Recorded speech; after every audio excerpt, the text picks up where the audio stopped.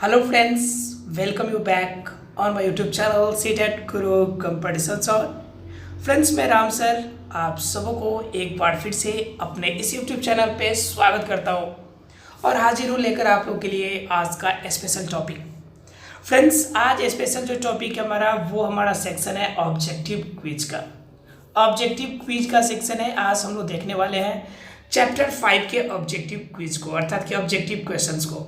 इसके पहले आपने अभी तक पढ़ा था धात्विक गुणों के बारे में कि मेंडलीव के आवर्त सारणी के आधुनिक आवर्त सारणी में किस फॉर्म में आपके धात्विक गुण बढ़ करते हैं। अब देखना है हमें अधात्विक गुण और ऑब्जेक्टिव क्विज को। इसलिए फ्रेंड्स आप हमारे साथ इस सेशन में कंटिन्यू बने रहे। हम आपको कंप्लीट फॉर्म में यह आपका ऑब्जेक्टिव क्विज साथ ही साथ रिवीजन का फॉर्म जरूर कंप्लीट करेंगे। फ्रेंड्स ये सेशन कंप्लीट होने के बाद आपको एक मॉडल पेपर को इंट्रोड्यूस फिर से करूंगा। मैं मॉडल पेपर लेके आऊँगा जिसमें आपके लिए जो इम्पोर्टेंट क्वेश्चन है उसे मैं दिखाने की कोशिश करूँगा, क्योंकि फ्रेंड्स मेरा मकसद है कि आपका मार्क्स बेहतर आए और आप बेहतर से बेहतर मार्क्स को गेन करें। इसके लिए जितनी मेहनत हो सके जैसे भी हो सके हम आपकी मेहनत करेंगे आपके साथ। आप भी अपनी पूरी कोशिश करें, जितना ज़्यादा हो सके मेहनत करें, फोकस करें, आप अपने एग्ज़ाम में टॉपर बने, यही मेरा मकसद है। इसके लिए जितना हेल्प मेरे से चाहिए आपको आप हमें कमेंट्स करें, मैं आपको हेल्प देने के लिए एनी हाउ रेडी हूँ। फ्रेंड्स बिना लेट किए हुए स्टार्ट करेंगे आज का सेशन। अगर अब तक आपने चैनल को सब्सक्राइब नहीं किया हो तो प्लीज़ आपसे रिक्वेस्ट है कि पहले आप चैनल को जरूर सब्सक्राइब करें, अपने फ्रेंड्स को शेयर करें, ठीक है। अगर सेशन पसंद आ रहा हो तो जरूर लाइक बटन क्लिक करें। लाइक बटन के लिए एक बार बता दूं, अंगूठा जब ऊपर की तरफ दिखता है तो लाइक होता है और नीचे की तरफ दिखता है तो उसे अनलाइक कहते हैं। तो ऐसे कुछ स्टूडेंट्स होते हैं जो गलती से लाइक क्लिक करने की बजाय अनलाइक कर देते हैं, तो इस पर थोड़ा सा केयर कीजिएगा। अदरवाइज कोशिश करेंगे हम कि अपने बेहतर से जितना भी बेहतर हो सके आपके लिए क्लास में दूँ।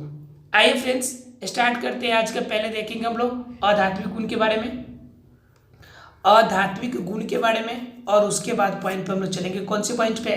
हम लोग चलेंगे ऑब्जेक्टिव क्विज वाले पॉइंट पे। इसलिए फ्रेंड्स आप हमारे साथ कंटिन्यू बने रहेंगे। आइए फ्रेंड्स स्टार्ट करते हैं हम लोग आज का सेशन। फ्रेंड्स एक बार थम्स अप कर दीजिए अगर आपको सेशन अच्छा लग रहा है, मतलब स्टार्ट करने की बात है तो जरा एक बार थम्स अप कर दीजिए आप, ताकि मुझे लगे कि आप लोग रेडी हैं और स्टार्ट करें हम लोग।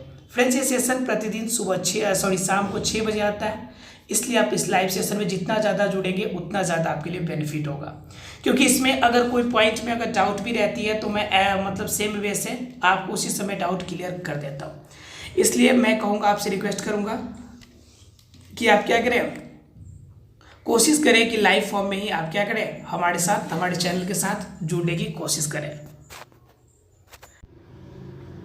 तो फ्रेंड्स ये आपका 6 PM में आता है। आप ये टाइमिंग पे आप लाइव सेशन में जुड़ने की ज़्यादा से ज़्यादा कोशिश करें। आइए फ्रेंड्स स्टार्ट करते हैं अधात्विक गुणधर्म के बारे में कि अधात्विक गुणधर्म हमारा क्या कहता है। तो क्या कहता है कि अधातुएं वैद्युत ऋणात्मक होती है। ये बात तो पहले ही बता दिया था, क्योंकि अधातु के आउटर मोस्ट में सेल इलेक्ट्रॉनों की संख्या कितनी होती है?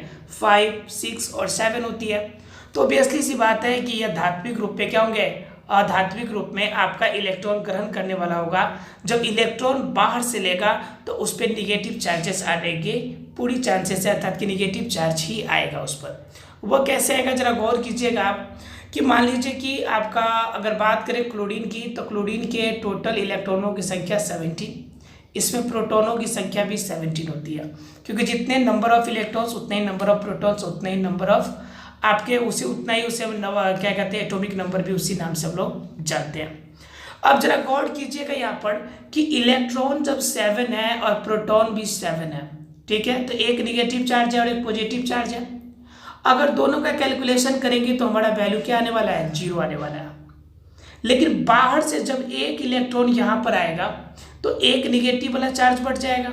निगेटिव एक चार्ज बढ़ेगा तो निगेटिव चार्ज कितना हो जाएगा? 18 हो जाएगा।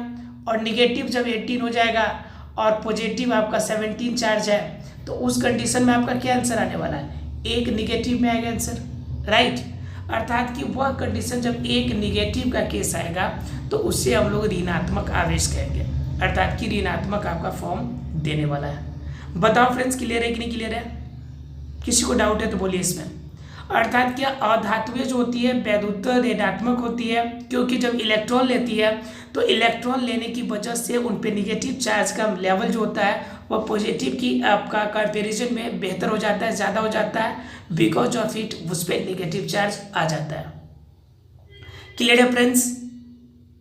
उसके बाद क्या करता है, इनके अंदर इलेक्ट्रॉन ग्रहण करने की प्रवृत्ति होती है। ऑब्वियसली सी बात है, जब इलेक्ट्रॉन ग्रहण करेगा तो निगेटिव चार्ज उस पर आएगा ही आएगा। क्लियर है फ्रेंड्स। और ये बात मैं पहले ही बता चुका हूँ कि जितने भी आपके धातु होते हैं उनके 72 कक्षा में 5, 6 या फिर 7 हो सकते हैं। कह सकते हैं कि उनकी संयोजकता 5, 6 या फिर 7 होगी। क्लियर है फ्रेंड्स। उसके बाद दूसरी पॉइंट कहता है कि अधातुएं आवर्त सारणी में दाईं ओर पाई जाती है। हमने कल बताया था आपके लेफ्ट साइड में क्या हो गया, लेफ्ट साइड में आपका मेटल्स हो गया यानी कि धातु, और उसके बाद आपका क्या हो गया, ये आपका राइट साइड में क्या हो जाएंगे, नॉन मेटल्स अर्थात क्या धातु। बात समझ में आ रही है आप लोग को। अर्थात कि दाहिने साइड में मेटल्स और आपका बाएं साइड में नॉन मेटल्स अर्थात क्या धातुएं होती है। क्लियर है फ्रेंड्स।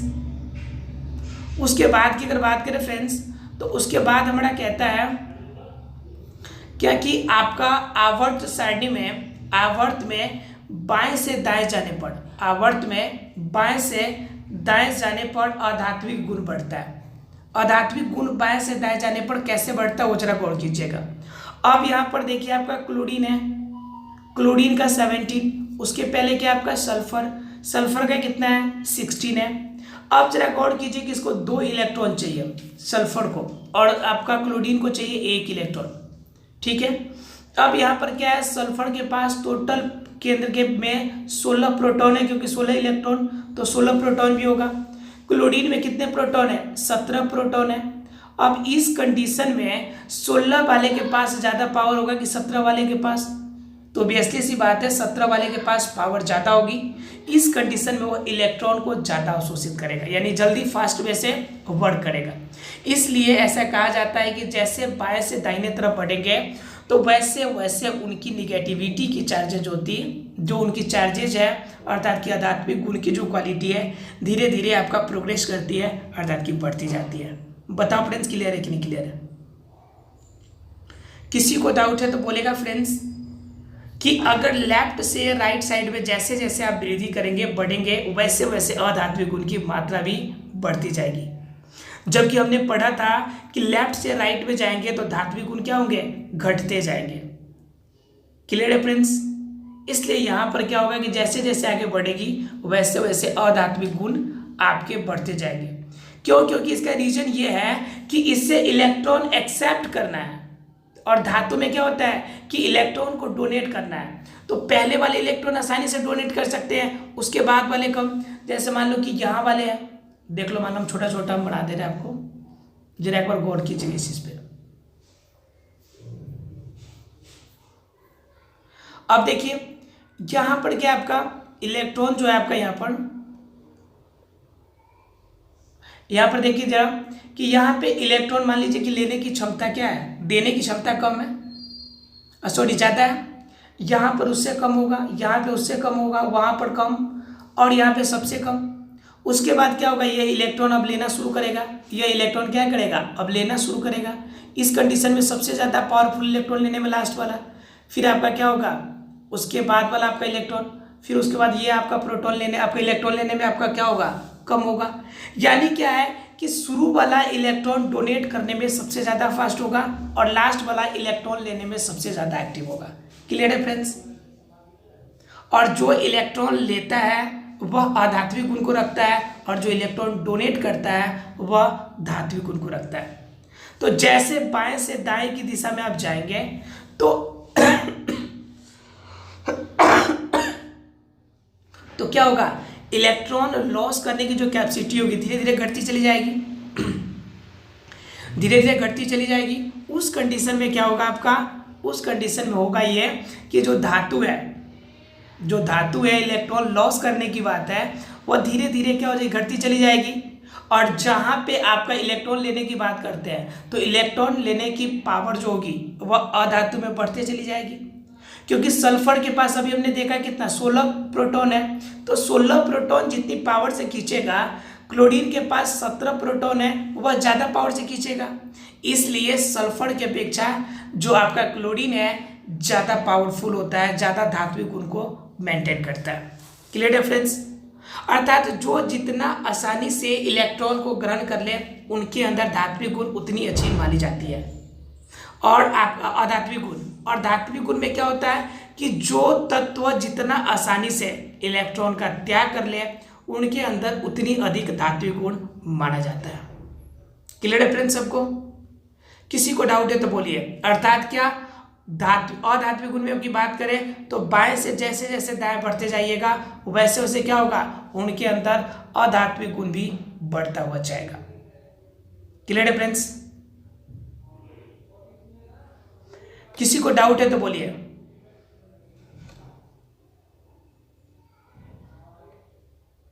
किसी को डाउट नहीं है? चलिए फ्रेंड्स, अगर डाउट नहीं है तो देखते हैं हम लोग आगे की पॉइंट। आगे की पॉइंट हमारा कहता है कि समूह में ऊपर से नीचे की ओर, समूह में अगर ऊपर से नीचे की तरफ अगर आप आए, ठीक है, तो समूह में ऊपर से नीचे आने पर, तो फ्रेंड्स अगर ऊपर से नीचे की तरफ अगर बात करें, जरा ध्यान दीजिएगा यहाँ पे, आवर्त सारणी में ऊपर से नीचे की ओर अगर आते हैं तो अधात्विक गुण क्या होता है, कम होता जाता है। ऊपर से अगर नीचे आएंगे तो अधात्विक गुण आपका घटता जाता है। इसके पीछे क्या रीजन है, कैसे घटता है, जरा उसे गौर कीजिए आप। इसके लिए मैं आपको दिखाता हूँ आपको आवर्त सारणी। तो फ्रेंड्स जरा गौर कीजिएगा, यहाँ पर आपका बात करता है, आपका फ्लोरीन हो गया, ठीक है, ये क्लोरीन हो गया, उसके बाद ये ब्रोमीन हो गया, ये आयोडीन हो गया, राइट। अब जरा गौर कीजिएगा कि इनमें ऊपर से नीचे जाने के बाद क्या केस होता है। इस कंडीशन में देखिए फ्लोरीन के पास अगर बात कीजिएगा तो इलेक्ट्रॉनों की संख्या कितनी है, 9 है। इसके पास कितना है, 17 है। इसके पास कितना है, इनके पास आपका 35 है, ठीक है। अब इस कंडीशन में जरा सा गौर कीजिएगा कि सेल की संख्या, नंबर ऑफ सेल्स की बात करें तो इनमें 2 सेल है, इनमें आपके 3 सेल है, इनमें आपके 4 सेल है, ठीक है। अब यहाँ पर देखिए 2 सेल के अंदर यहाँ पे आपका पावर इतना 9 प्रोटॉन का लग रहा है। यहाँ पे 3 सेल के अंदर पावर 17 आपका प्रोटॉन का लग रहा है। तो ऑब्वियसली सी बात है कि यहाँ पे आपका प्रोटॉन आपका बढ़ रहा है, लेकिन उसके साथ साथ सेल भी बढ़ते जा रहे हैं, जिनके वजह से पावर आपका क्या हो रहा है, घटते चला जाएगा। अर्थात जितना नीचे आप जाएंगे उतना अधिक उनके अंदर प्रोटॉन का पावर, सेल की दूरी जो होगी, आपका इलेक्ट्रॉन से लेकर प्रोटॉन के बीच के जो डिस्टेंस होता है वो प्रॉपर्ली डिस्टेंस क्या होगा, बढ़ते जाएगा। और जब डिस्टेंस बढ़ेगा तो ऑब्वियसली सी बात है कि उनके अंदर क्या होगी, जब डिस्टेंस बढ़ेगा तो उनके अंदर आपका अट्रैक्शन पावर कम हो जाएगा, और अट्रैक्शन पावर कम होगा तो उस कंडीशन में बाहर से जो आपका एक्सेप्ट करना है, बाहर से जो आपका इलेक्ट्रॉन लेना है, वह लेने की क्षमता धीरे धीरे घट जाएगी। क्लियर है फ्रेंड्स सबको? किसी को डाउट है तो बोलिए आप।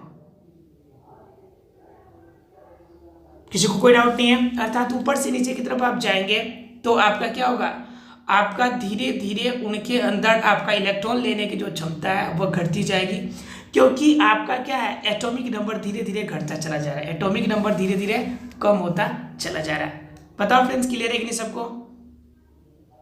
क्लियर है सबको? चलिए फ्रेंड्स, अगर क्लियर है सबको तो जरा सा देखते हैं हम लोग पॉइंट पे। तो ये पॉइंट हमारा क्या कहता है फ्रेंड्स, इसमें कह रहा है हमारा क्या कि ऊपर से नीचे जाने के बाद आधात्विक गुण कम होते जाते हैं, क्योंकि नाभिकीय जो है आवेश कम हो जाता है। नाभिकीय आवेश का मतलब क्या, अंदर के जो आपका प्रोटॉन होता है, प्रोटॉन का पावर घटता जाता है, उनके बीच का डिस्टेंस बढ़ता जाता है, जिनके वजह से क्या होती है, जिनके बीच से इनके बीच में, अर्थात कि आपका जो बाहर से एक्सेप्ट करना है उनकी क्षमता घट जाती है। Clear friends? अर्थात कि बाहर से आने वाले इलेक्ट्रॉन को खींचने की क्षमता जो होती है वह धीरे धीरे क्या हो जाती है, घट जाती है, अर्थात कम हो जाती है। आवर्त सारणी के मध्य में उपधातु और अधातुएं पाई जाती है। यह कुछ गुण धातु के तथा कुछ गुण अधातु के रखते हैं। हमने बताया था आपको कुछ ऐसी धातु होती है जो बीच की कैटेगरी में आती है। एक तरफ आपका धातु हो गया और दूसरे तरफ अधातु हो गया। तो बीच के जो क्वालिटी हो को क्या होते हैं, उपधातु होते हैं। उपधातु क्या करते हैं, कुछ धातु का गुण भी रखते हैं और कुछ अधातु गुण रखते हैं। इसके बारे में तो हम लोग चर्चा कर ही लिए।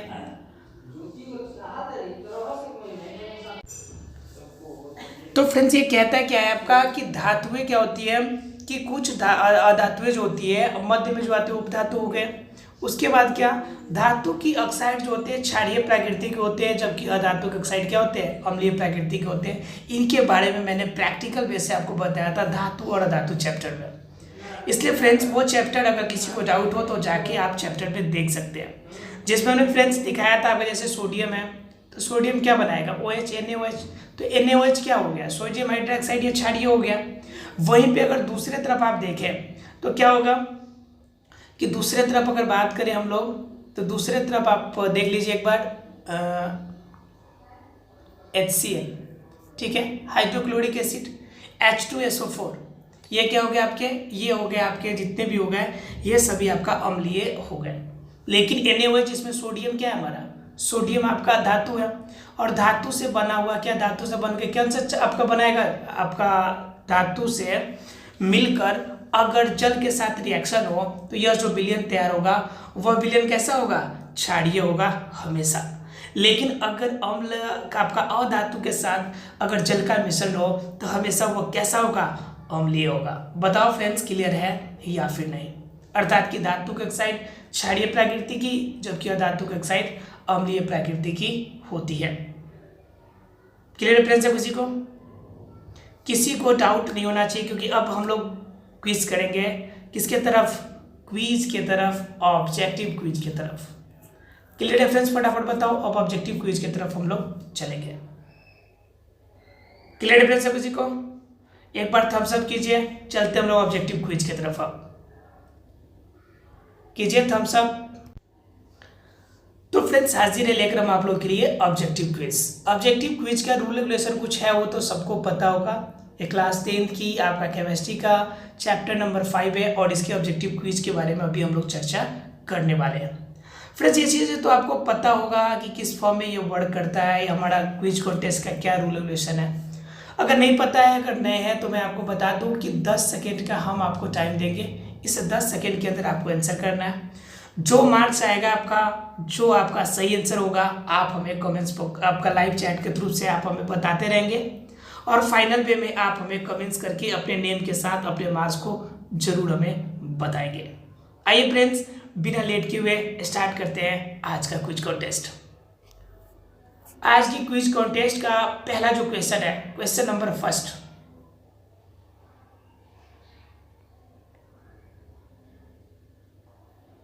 फर्स्ट क्वेश्चन फ्रेंड कहता है हमारा, आवर्त सारणी के प्रथम वर्ग के सदस्य कैसे होते हैं। आवर्त सारणी के प्रथम वर्ग के सदस्य कैसे होते हैं। आपके पास 10 सेकेंड का टाइम है। इस 10 सेकेंड में आपको करना है आंसर कि कौन है इसका सही जवाब। फटाफट आंसर करें फ्रेंड्स।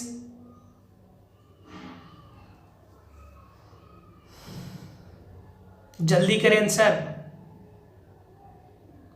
और फ्रेंड्स इसका सही जवाब जो होगा आपका ऑप्शन नंबर बी, अर्थात कि क्षारीय धातु। ऑब्वियसली सी बात है कि आवर्त के प्रथम वर्ग आएगा फर्स्ट के, अगर फर्स्ट राउंड की अगर बात करें तो आपका लेफ्ट साइड में आता है, और लेफ्ट साइड वाला जो भी होंगे वो क्या होंगे, लेफ्ट साइड वाला जो भी होंगे वह सभी के सभी धातु होंगे। और धातु जो भी होती है, जो आपका विलयन बनाता है वो कैसा बनाता है, धातु की जो विलयन बनाती है वो हमेशा का हमेशा क्या होता है, क्षारीय धातु होता है। क्लियर है फ्रेंड्स, इसलिए इसका सही आंसर आपका क्या होगा, ऑप्शन नंबर बी।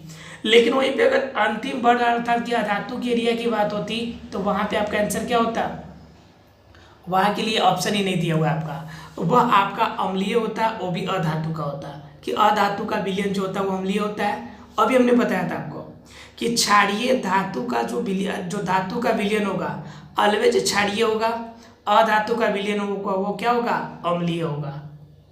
जैसे कि हमने बताया था HCl, क्या बताया था फ्रेंड्स, HCl में क्या हमारा क्लोरीन है, HCl में हमारा क्या है, क्लोरीन है, और क्लोरीन की वजह से क्या है आपका अम्लीय है।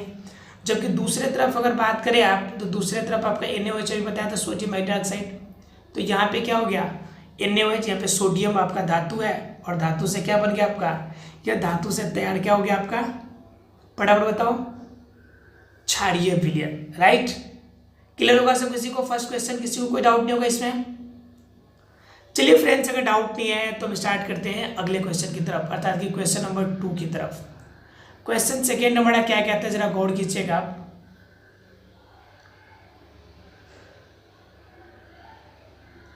आवर्त सारणी में शून्य समूह का तत्व कौन सा है? शून्य समूह, शून्य समूह का तत्व किसे कहा जाता है? काफी इंपॉर्टेंट क्वेश्चन है और क्वेश्चन एग्जाम में ऐसे ही पूछे जाते हैं। फटाफट आंसर कीजिए कि शून्य समूह का तत्व कौन सा है। और फ्रेंड्स के सही जवाब की बात करें तो ऑप्शन नंबर आपका बी, हीलियम। आप लोग एक बात जान लीजिए कि शून्य जो कहा जाता है वो उसे कहा जाता है जिसके आउटर मोस्ट में या तो 8 इलेक्ट्रॉन हो या फिर आपका 0 के फॉर्मेशन में हो। मतलब क्या, ऑक्टेट का रूल कहता है कि आउटर मोस्ट पे कितने इलेक्ट्रॉन चाहिए? 8 इलेक्ट्रॉन चाहिए, और 8 इलेक्ट्रॉन इसके आउटर मोस्ट में होते हैं अक्रिय गैस की। तो ऑब्वियसली सी बात है कि 8 इलेक्ट्रॉन अगर हो जाएंगे तो उसके बाद आपका क्या होगा? कोई रूल फॉलो नहीं करने की आवश्यकता पड़ेगी। तो उस कंडीशन में आपका क्या होगा कि वह आपका गैस जो होगा, वह जो आपका तत्व होगा वह आपका अक्रिय गैस की कंडीशन में आएगा। लेकिन हीलियम जो होता है रूल को फॉलो नहीं करता है। हीलियम के पास सिर्फ 2 ही इलेक्ट्रॉन होते हैं और 2 इलेक्ट्रॉन पहले राउंड में चला जाता है, और दूसरे राउंड में जहाँ पे उसे 8 इलेक्ट्रॉन चाहिए होता है वहाँ पे कितना इलेक्ट्रॉन होता है? 0 इलेक्ट्रॉन होता है, कोई सा भी इलेक्ट्रॉन नहीं होता है। इसलिए यह इसे शून्य समूह का तत्व भी कहा जाता है। बताओ फ्रेंड्स, क्लियर है कि नहीं? शून्य समूह का मतलब जहाँ पे आपका तत्व ऑक्टेट का रूल का फॉलो करके 8 आपका इलेक्ट्रॉन फुलफिल हो या फिर आपका इलेक्ट्रॉन नहीं हो। क्लियर है फ्रेंड्स? यानी कि अक्रिय गैस की स्थिति आपका शून्य तत्वों की स्थिति में आएगा। क्लियर है फ्रेंड्स सब किसी को? उसके बाद अगर बाकी ऑप्शन की थोड़ा सा अगर चर्चा भी कर ले हम लोग, बाकी ऑप्शन की अगर चर्चा भी करें हम लोग, तो क्या दिख रहा है हमें? बाकी ऑप्शन में क्या दिख रहा है? हाइड्रोजन की अगर बात करेंगे तो हाइड्रोजन में क्या होते हैं? 1 इलेक्ट्रॉन होते हैं, ये बिना सहसंयोजी बंधन का आपका काम नहीं चलाएगा। कार्बन डाइऑक्साइड, कार्बन डाइऑक्साइड तो एक यौगिक है, बात यहाँ पर तत्वों की जा रही है। अगर क्लोरीन की बात करेंगे Cl2, तो यह भी आपका यौगिक हो गया। अर्थात क्या होगा? फर्स्ट और सेकेंड में तो कोई चांस, थर्ड और फोर्थ में तो कोई चांस ही नहीं बनेगा क्योंकि ये अणु है। लेकिन फर्स्ट और सेकेंड की बात कीजिएगा तो हाइड्रोजन और हीलियम बनेगा। लेकिन हाइड्रोजन क्या है? हाइड्रोजन आपका क्या है? फर्स्ट यौगिक, फर्स्ट फॉर्म में है आपका, जो किसी रूल को फॉलो नहीं करता है, और हीलियम अक्रिय गैस है इसलिए फॉलो करता है। इसलिए आपका ऑप्शन नंबर 20 का सही जवाब होगा। बताओ फ्रेंड्स, क्लियर है कि नहीं? किसी को कोई डाउट है तो आप बताएं। शून्य समूह का मतलब जिनके आउटर मोस्ट में 8 इलेक्ट्रॉन्स हो या फिर 0 इलेक्ट्रॉन हो। लेकिन ध्यान रखिएगा, हीलियम उस ऑक्टेट के रूल में अपवाद के श्रेणी में आता है, क्योंकि इसके आउटर मोस्ट में सिर्फ 2 ही इलेक्ट्रॉन होते हैं। इसके आउटर मोस्ट में सिर्फ 2 ही इलेक्ट्रॉन होते हैं। इसके बावजूद भी यह अक्रिय गैस की स्थिति में आता है, फिर भी इसे अक्रिय गैस माना जाता है। बताओ फ्रेंड्स, क्लियर है कि नहीं सबको? अभी भी अगर किसी को डाउट है तो आप हमें कमेंट्स कीजिए, बताइए कि डाउट है। आशा सबको क्लियर हो गया होगा फ्रेंड्स। अगर क्लियर हो गया होगा तो जरा देखते हैं हम लोग क्वेश्चन नंबर 3 को। मीथेन में कितने सहसंयोजक बंधन होते हैं? इसमें तो आपको पूछना नहीं चाहिए, एकदम सीधा आंसर टिक आउट करना चाहिए, क्योंकि इसकी चर्चा हमने पिछले क्लास में काफ़ी ज़्यादा डिटेल में किया हुआ था, कार्बन एवं उनके यौगिक के बारे में। ठीक है, इसलिए इसका सही आंसर है आपका ऑप्शन नंबर बी, अर्थात क्या? 4, क्योंकि कार्बन के आउटर मोस्ट में कितने इलेक्ट्रॉन होते हैं? 4, और ये सहसंयोजी बंधन 4 का ही बनाएगा। ऑब्वियसली सी बात है कि हाइड्रोजन के साथ कोबॉन्ड बनाएगा तो ये मीथेन बनेगा। ठीक है, तो चारों तरफ से 4 इलेक्ट्रॉन का सहसंयोजी बंधन बना तो यह क्या कहलाएगा? आपका मीथेन का कंडीशन होगा। बताओ फ्रेंड्स, क्लियर है कि नहीं? क्लियर है? किसी कोई डाउट नहीं है? चलिए वेरी गुड, अगर डाउट नहीं है तो अच्छी बात है। चलिए फ्रेंड्स, देखते हैं आगे की बात करें क्वेश्चन नंबर 4 की। तो कहता है आधुनिक आवर्त सारणी में तत्वों का वर्गीकरण का आधार कौन सा है? पहले किस आधार पे बांटा जाता था? अगर याद हो तो आसानी से इसका आधार आप पता कर सकते हैं, याद आ जाएगा आपको कि कौन सा आधार ये है जिसके आधार पे धातु को बांधा जाता है, अर्थात कि धातु का वर्गीकरण किया जाता है। फटाफट आंसर कीजिए फ्रेंड्स।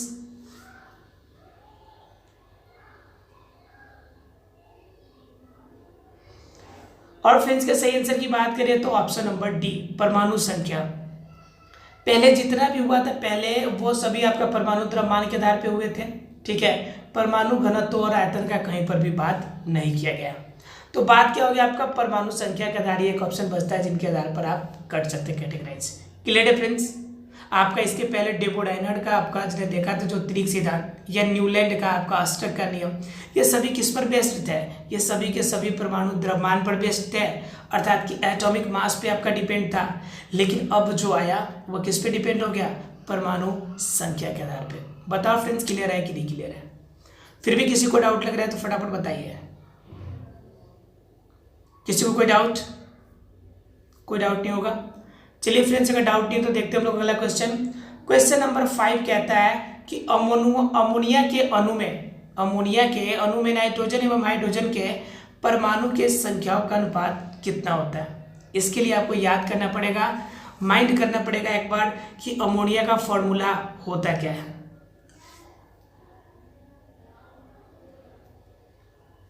अमोनिया का फॉर्मूला कितना होता है? और फ्रेंड्स इसका सही जवाब अगर बात करें तो फटाफट कीजिए आंसर, और इसका सही जवाब आपका होगा ऑप्शन नंबर सी। क्यों? क्योंकि अमोनिया का फॉर्मूला होता है NH3। इसमें क्या है? नाइट्रोजन के 1 है और हाइड्रोजन के 3 है, इसलिए इसका अनुपात क्या होना चाहिए? 1:3। बताओ फ्रेंड्स क्लियर है कि नहीं? क्लियर है सब किसी को?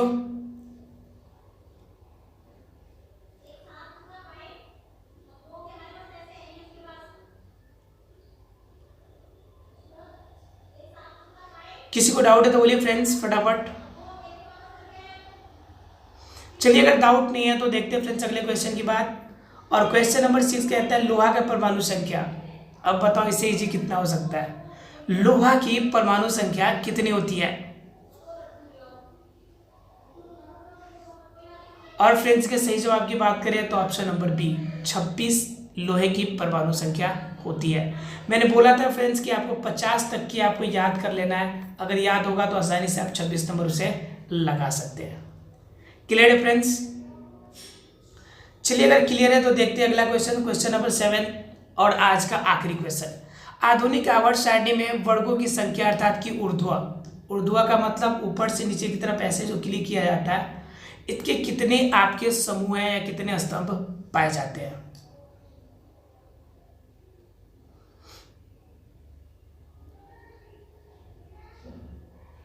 और फ्रेंड्स का सही जवाब जो है आपका वो है आपका ऑप्शन नंबर बी, अर्थात कि 18। क्या होता है कि ऐसे आपका ऊपर से नीचे की तरफ आपका ऊर्ध्व 18 होते हैं, जबकि 36 कितने होते हैं? 7। कितने होते हैं फ्रेंड्स? 7। बताओ फ्रेंड्स क्लियर है कि नहीं सबको? क्लियर है? किसी को कोई डाउट है तो बोलिए। किसी को कोई डाउट लगता है तो बोलिए फटाफट। चलिए फ्रेंड्स कोई डाउट नहीं है तो आज का सेशन यहीं तक रहने देते हैं, कल के सेशन में हम लोग देखेंगे। फ्रेंड्स अभी तक हम लोगों ने 7 क्वेश्चन देखा है, कल 23 क्वेश्चंस और देखने वाले ऑब्जेक्टिव क्वेश्चन इस टॉप पार्ट के, इसलिए आप लोग रिवीजन कर लीजिएगा और एक ही बार हमें मार्क्स ओवरऑल कैलकुलेट करके हमें बताइएगा फ्रेंड्स, ठीक है। अगर किसी को डाउट रह गया इस पॉइंट में तो आप हमें कमेंट्स पे सेक्शन में जरूर बता दीजिएगा। आशा है कि आज की सभी पॉइंट हमने आपकी क्लियर कर पाई होगी। फिर भी अगर डाउटफुल लगे तो आप हमें कमेंट्स करते रहिएगा, हंसते रहिएगा, मुस्कुराते रहिएगा, साथ ही साथ अपने पढ़ाई पे फोकस करते रहिएगा। Thank you very much friends, जय हिंद।